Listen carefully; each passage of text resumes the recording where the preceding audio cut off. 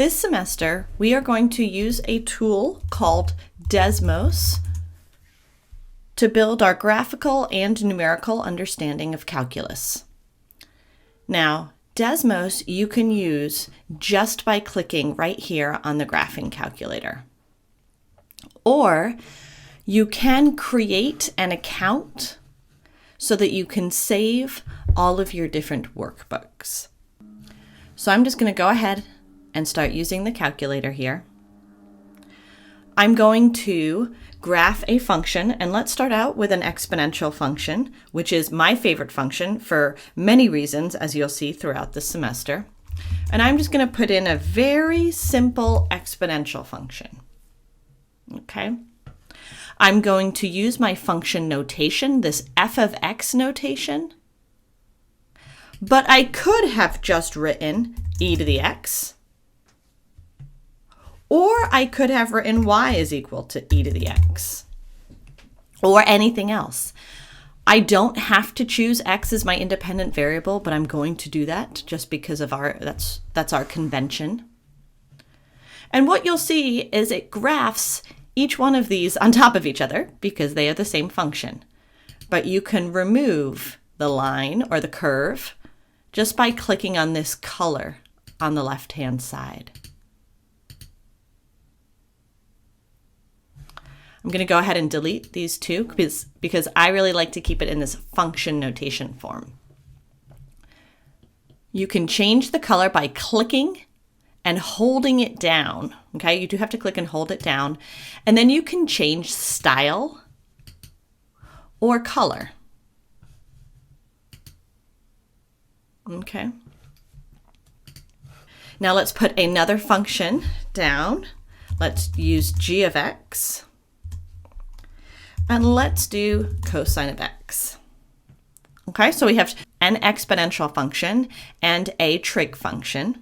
Okay, they're graphed on the same window. They do have different colors, even though they're quite similar. I'm going to change this one so that we can see more clearly the difference.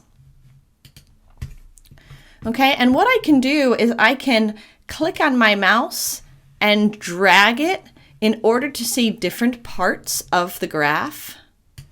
Okay, I can also zoom in or zoom out. And if you play around with your mouse, depending on what type of computer you have, you may be able to do a 2-finger on your mouse pad and going up to zoom out and down to zoom in. Okay, that's playing around with your mouse. You can always use this zoom in and zoom out. If you change your window around a whole bunch, you can always press this default zoom button and it gets you back to your original window. Okay, which is going from -10 to 10 on the x-axis and about -6 to 6 on the y-axis. If you click on this wrench up here, you can change your window.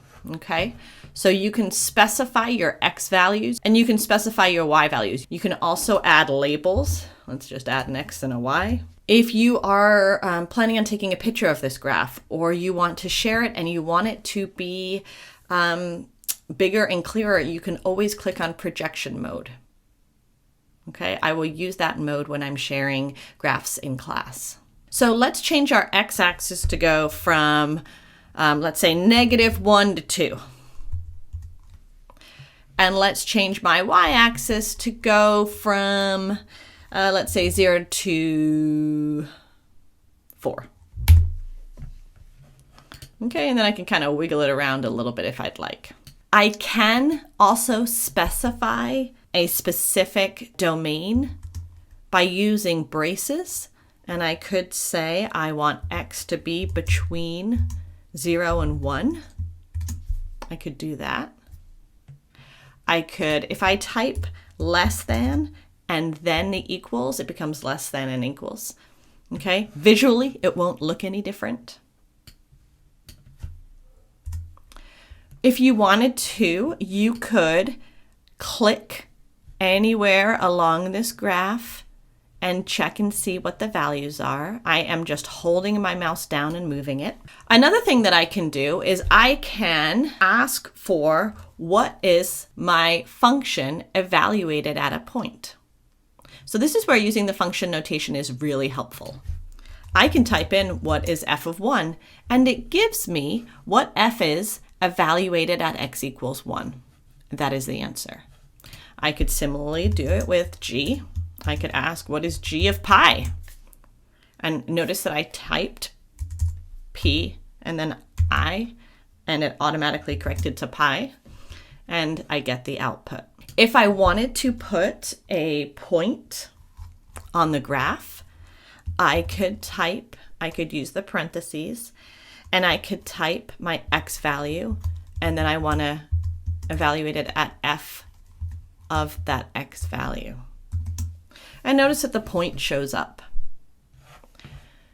Just like with the graphs, I can click on this and hold it down. Right now, I'm still holding down on my mouse. I can let go once it pops up, and I can change the style of that dot. Okay, usually if we're just specifying a point, we would use this closed circle. If my function is not defined at a point, I might want to use this open circle. And then I can change the color as well. Okay. And I can kind of play around with this drag setting, which I'll let you explore. Okay. If I wanted to put more than one point, suppose I also wanted to put down what is the point where x is equal to 1, and I look at my function g. Notice that point also shows up. If I want those values displayed, I can click label, and it will show those. Okay. I can change where that label shows up and the size of it and the orientation. And I can add a label here as well. Another thing that we can do is, now that we've established these functions, we can use them. So we can create a new function that is f of x plus g of x. Let me change the color. Or I could create a new function that is f of g of x. So I can create these new functions using these functions that I've already defined. If I wanted to call them a new function, I can. If I wanted to reference them later, I'm going to not make them visible on my graph, just so that my graph doesn't get too loaded up. Another feature that Desmos has is that I can add a note, and a note is not executed. So I can just say, this is a note and is not executed.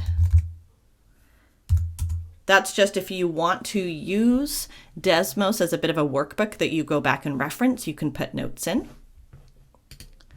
Or you can add a table. A table, you can change your headings. I could choose X, and then I might want my next one to be f of x. And if I plug in some values for x, then it evaluates my function at each of these x values. And my function is f of x up here. That's the one that I've defined here. I can again change the color, but notice that the points from this table show up on my graph. I could also make a table. I can either make a new table in the next cell, or I can just say I want to make a table and I want to type in my points. So suppose I wanted my point to be -1, 1. Okay, it shows up there. Suppose I wanted 0 and then 0.5. Notice it shows up here. Now I can connect those as a line, or I can leave them as points. We are going to mostly be using functions, function notation, points, and tables throughout this semester. There will be other videos where I use Desmos and do more specific things as they're related to the class and the topics that were discovered, but this is a very quick intro. I can share my graph. If I wanted to share it with you, I can press share and I get a link. I can put that link in an email or on our Moodle site, or I could export the image.